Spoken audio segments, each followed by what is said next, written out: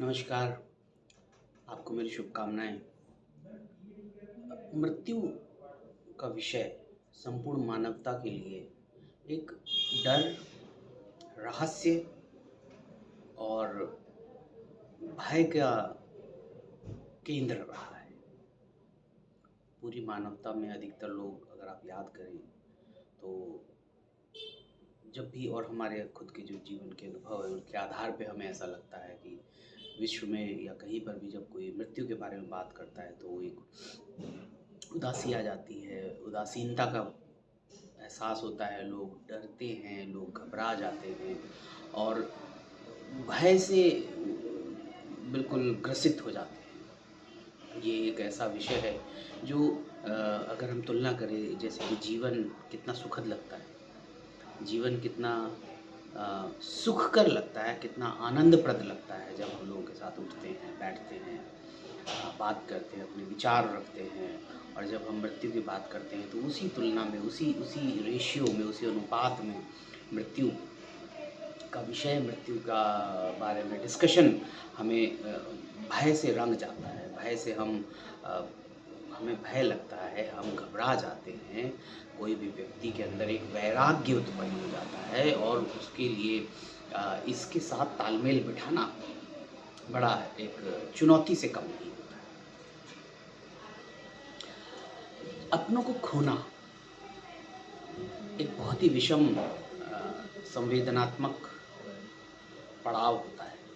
आपके अपने जिन्हें आप प्यार करते थे, आज आपके साथ नहीं हैं। आपके अपने जिनके साथ आप उठते थे, विचार विमर्श करते थे, जिनसे शेयर करते थे, जिनसे सीखते थे, जिनको पकड़ते थे, जिनको बाहों में भरते थे, जिनको प्यार करते थे, जिनसे गले मिलते थे, अब वो सिर्फ़ यादें बन के रह गए। बहुत से लोग इससे उभर आते हैं, इस आघात से उभर आते हैं, इस कष्टप्रद अनुभव से बाहर आ जाते हैं और वो अपनी दिनचर्या फिर से शुरू कर देते हैं। आज हम बात करना चाहते हैं ऐसे लोगों की या ऐसे लोगों के बारे में या ऐसे लोगों की सोच की, जिनके लिए मृत्यु सदैव से डरावना विषय रहा है, डरावनी याद के रूप में काबिज़ है उनके मस्तिष्क में। और ऐसे लोगों की बात करना चाहते हैं जिन्होंने अपने प्रिय को खोया और ये कोई भी हो सकता है, आपका अपना रिलेशन में हो सकता है, भाई-बहन, बीवी, बच्चा, माँ-बाप या कोई दोस्त, कोई गर्लफ्रेंड या कोई भी और आपके लिए उसको भुलाना आज भी मुश्किल है। उसके और सिर्फ़ इतना ही नहीं कि मुश्किल है, आज भी आप कष्ट में हैं। आज भी जब आप उस व्यक्ति के बारे में याद करते हैं तो आपको दर्द होता है। आप आप विचलित हो जाते हैं और जाने-अनजाने वो व्यक्ति से जुड़ी हुई बातें याद आती हैं, लेकिन कष्ट के साथ, दुःख के साथ। आखिर है क्या ये मृत्यु? और इससे उत्पन्न होने वाला दुःख जिसको हम अ, ग्रीफ़ बोलते हैं, विषाद बोलते हैं, क्या है ये? क्यों डराता है? और उस व्यक्ति का जाना हमारे लिए और इतना कष्टकारक क्यों हो जाता है? आखिर क्या था ऐसा? साधारणतः अगर बात करें, emotions, investment of emotions on what? The person, उस व्यक्ति के ऊपर हमने जो अपने इमोशनल इन्वेस्टमेंट किए हैं, वो हमारे लिए बहुत, बहुत, बहुत मूल्यवान बन जाते हैं। मूल्यवान थे और आज भी हैं। इसलिए वो व्यक्ति आज सशरीर हमारे बीच में नहीं है,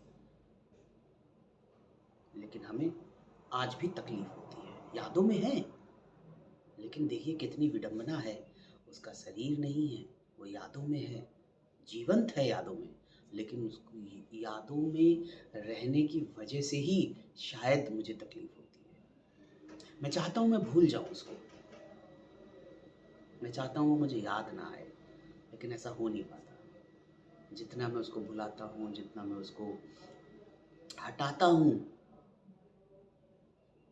लोहे में लगने वाले जंग की तरह वो उतना ही आता जाता है, आता जाता है, आता जाता है। क्या किया जाए? इस ग्रीफ को कैसे समझा जाए? बड़ी सारी अप्रोचेस हैं इसको समझने की। पहले ये समझना ज़रूरी है कि आखिर हम किसके लिए दुखी हो रहे हैं? व्यक्ति? और वो व्यक्ति कहाँ? किस तरह का व्यक्ति? ये समझना बहुत ज़रूरी है। उस व्यक्ति के साथ हमारा एक रिश्ता था, सही बात है। उस व्यक्ति की एक सोच थी, सही बात है। उस व्यक्ति का एक तौर तरीका था, सही बात है, हमें सब याद है और वो सब उतना ही आज भी हमारे साथ है। लेकिन तो भी तो मुझे उसकी कमी खलती है। क्यों? क्या कारण ये है कि उसका शरीर हमारे साथ नहीं है?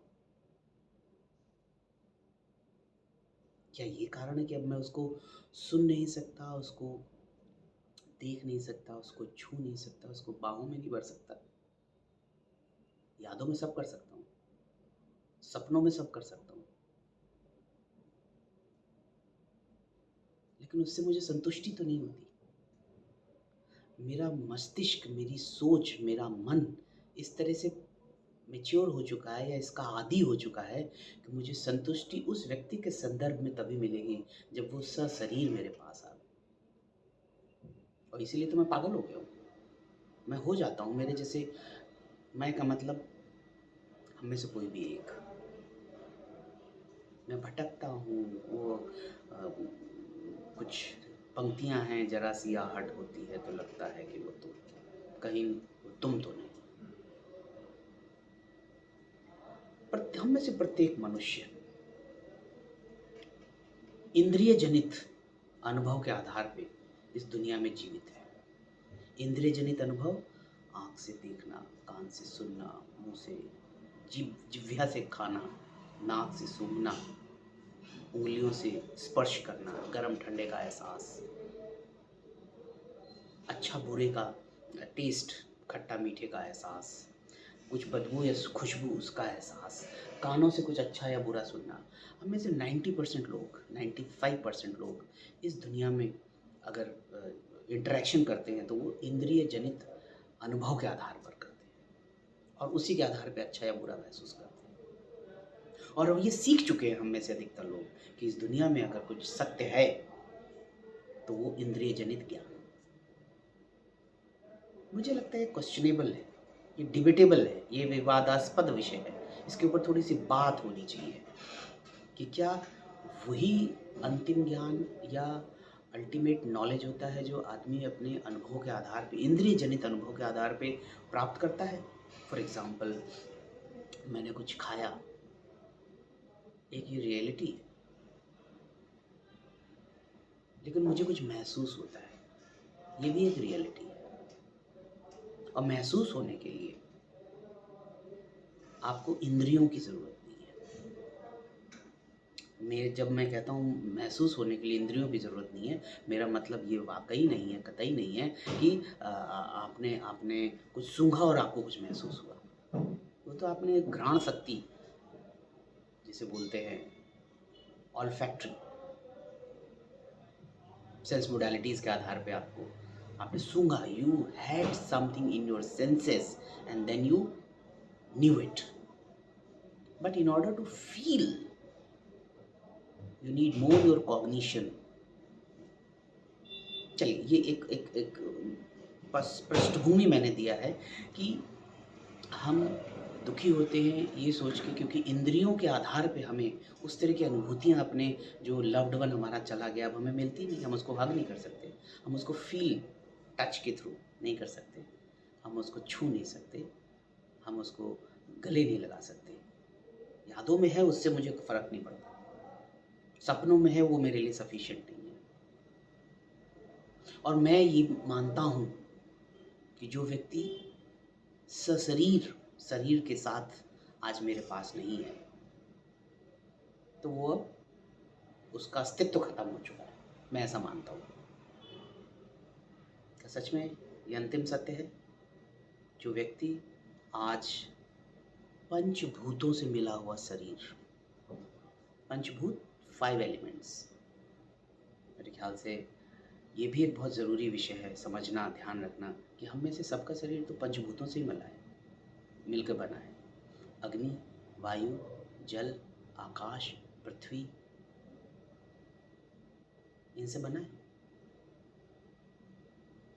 और जब किसी व्यक्ति की मृत्यु होती है, जो सो कॉल्ड मृत्यु, मुझे तो कई बार लगता है कि हमें इस बात पे भी थोड़ा सा विचार विमर्श करना चाहिए कि आखिर मृत्यु के मायने क्या होते हैं।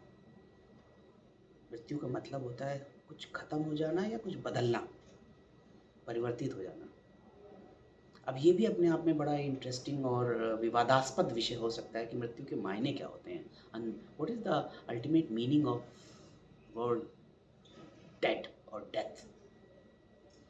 जब किसी की मृत्यु होती है, सो कॉल्ड जो हम समझते हैं, तो व्यक्ति का वजूद खत्म हो जाता है या उसका वजूद का स्वरूप बदल जाता है।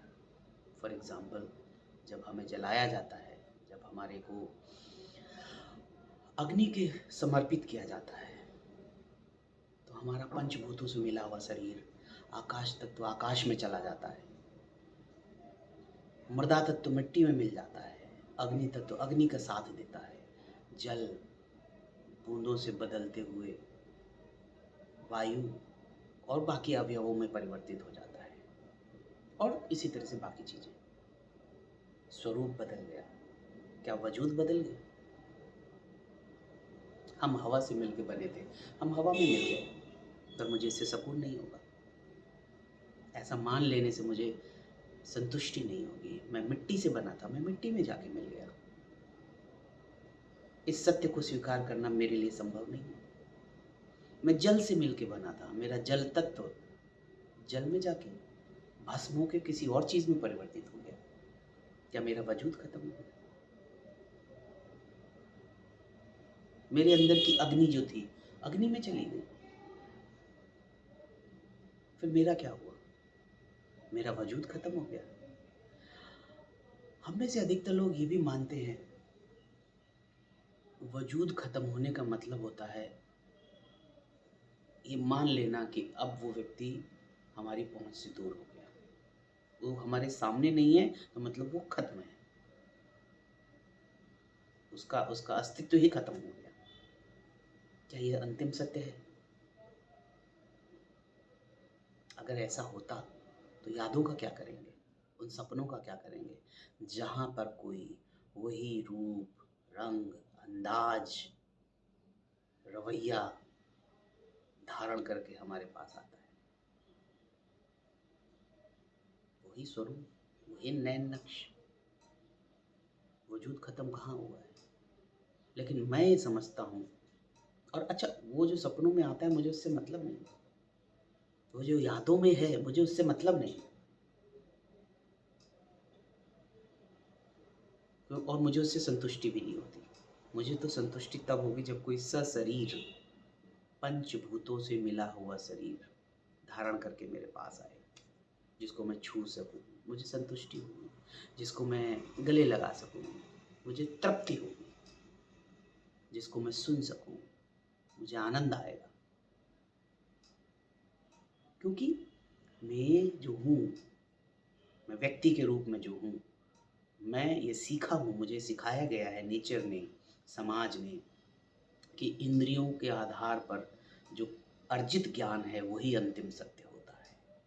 मैं आपको फिर से बताना चाहता हूँ, क्या ये अंतिम सत्य है? आपने अपनी इंद्रियों के आधार पे जो जाना, जो समझा, what was that the ultimate truth? What about those dreams? What about those memories which are still existing with you of that person you lost? सोचिए एक और चीज,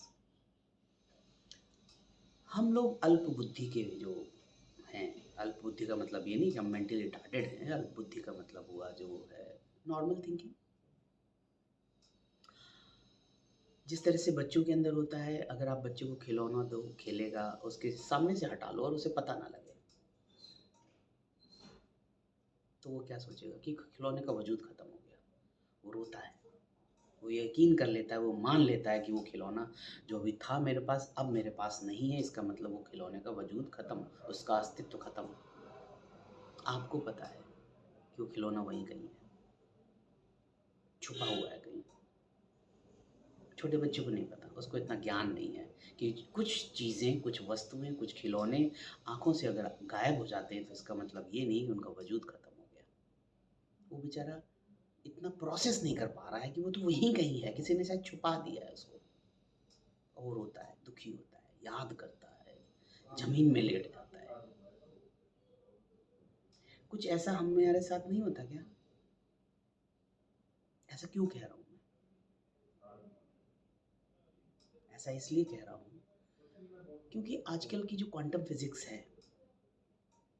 क्वांटम फिज़िक्स एक नया टॉपिक आया है और जो क्रूड फिज़िकल साइंस है वो भी ये कहती है कि ऊर्जा जो है, जो भी चीज़ ऊर्जा है, उसको पैदा नहीं किया जा सकता, ना उसको ख़त्म किया जा सकता है।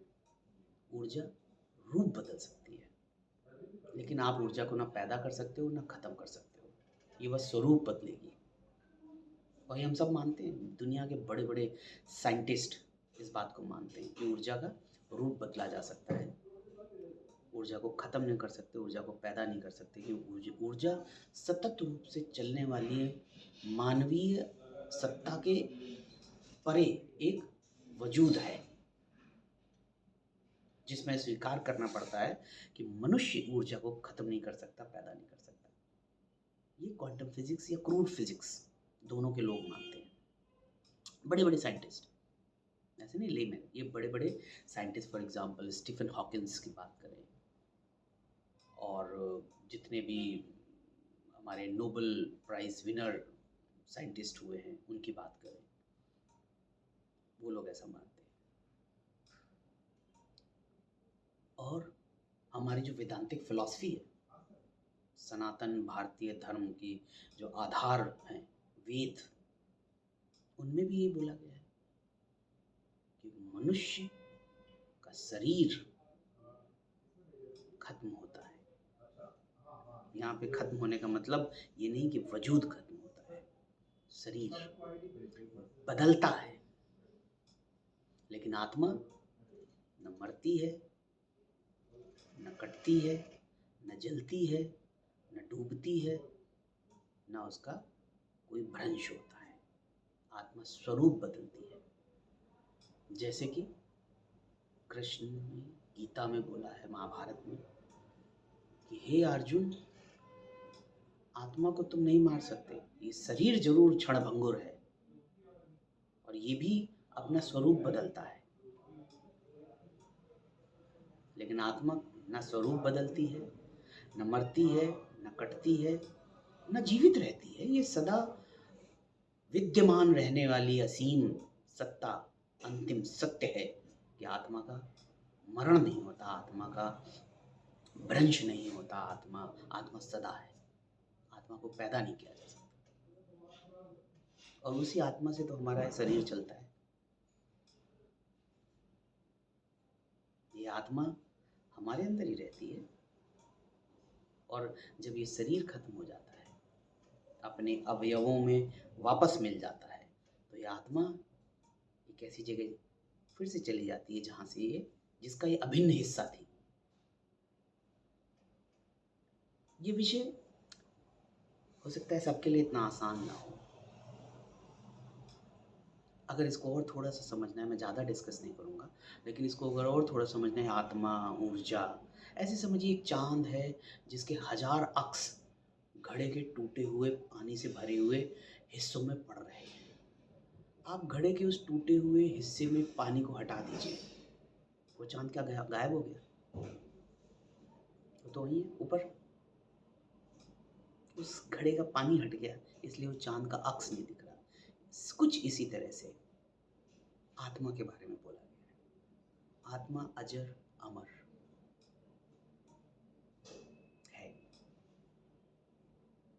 शरीर चाँद का अक्स के जैसा कुछ है, जैसे चाँद का अक्स घड़े के टूटे हुए टुकड़े में जो पानी से भरा हुआ है उसमें पड़ता है, दिखता है। शरीर हमारा ऐसे ही है, खत्म ये भी नहीं होता, कभी रूप बदलता है। हमें संतुष्टि नहीं होती ना उस रूप से। हम एक जीता जागता व्यक्ति जो हमारे दोस्त था, मेरा भाई था, मेरा बेटा था, मेरी बीवी थी, मैं कैसे मान लूँ कि वो सिर्फ़ पंच तत्वों से मिला हुआ है? मुश्किल है। मैं कैसे मान लूँ वो अग्नि है, वो वायु है, वो जल है, वो पृथ्वी है, वो नभ है, आकाश। मैं कैसे मान लूँ? मेरी तो सोच संतुष्ट नहीं हो पाएगी ये मानने से। मेरे लिए तो बड़ा असहनीय होगा इसको स्वीकार करना कि मेरा भाई, मेरा बेटा पंचभूतों से मिला हुआ था। उसका शरीर स्वरूप बदल के पंचभूतों में वापस चला गया। मुझे संतुष्टि नहीं होती ऐसे मानने से। मैंने अपने समाज में ये सीखा है कि वही ज्ञान अंतिम है जो आपको इंद्रियों के आधार पे मिलता है। लेकिन एक ऐसा भी ज्ञान होता है जो इंद्रियों से परे, इंद्रियातीत, बियॉन्ड योर सेंसेस, एक ऐसा भी ज्ञान होता है। जो भी मनुष्य किसी जाने वाले व्यक्ति के वजूद को ये सोच के चलता है कि वो उसका शरीर खत्म हो गया तो व्यक्ति भी खत्म हो गया, उसके लिए ग्रीफ एक न भूलने वाली याद की तरह बन के रह जाता है, विषाद, दुख। क्योंकि वो व्यक्ति अपने मन में मान के चल रहा है कि शरीर ही अंतिम सत्य है। उसको सिखा दिया गया अनजाने में, और अब उसको कुछ नया बताया जाए तो उसके लिए इसको स्वीकार करना बड़ा मुश्किल है। और उसकी गलती नहीं है, इसको गलती नहीं बोलते, इग्नोरेंस बोल सकते हैं। तो विषाद को समझना है, ग्रीफ को समझना है और दुख को समझना है, अपनों के खोने के दुख को, तो हमको इसमें अगर और इसको थोड़ा सा हम अगर कम करना चाहते हैं, इसको हम थोड़ा सा सहन करना चाहते हैं, तो हमको अपना नज़रिया बदलना पड़ेगा। क्या सच में शरीर खत्म हो जाने पे किसी का वजूद खत्म हो जाता है? ये अंतिम सत्य है, या एक ऐसा सत्य न कभी कुछ खत्म हुआ था, न होगा, बस स्वरूप बदलता है, जैसे कि ऊर्जा। मनुष्य का जो वजूद है, क्या वो भी अलग अलग हिस्सों में बटा हुआ है? एक मनुष्य का वजूद यादों के रूप में, एक मनुष्य का वजूद इमोशंस के रूप में, और एक मनुष्य का वजूद पंचभूतों के रूप में। ऐसा हो सकता है? सोच के देखिए।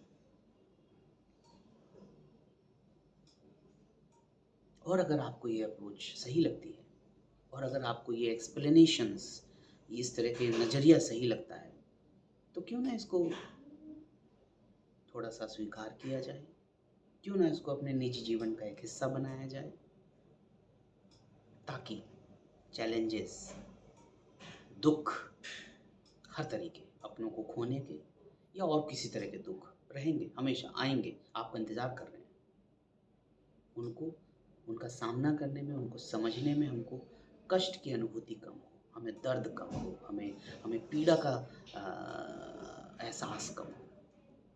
वेदांतिक फिलॉसफी का नॉलेज यही है, remove the ignorance, feel the bliss.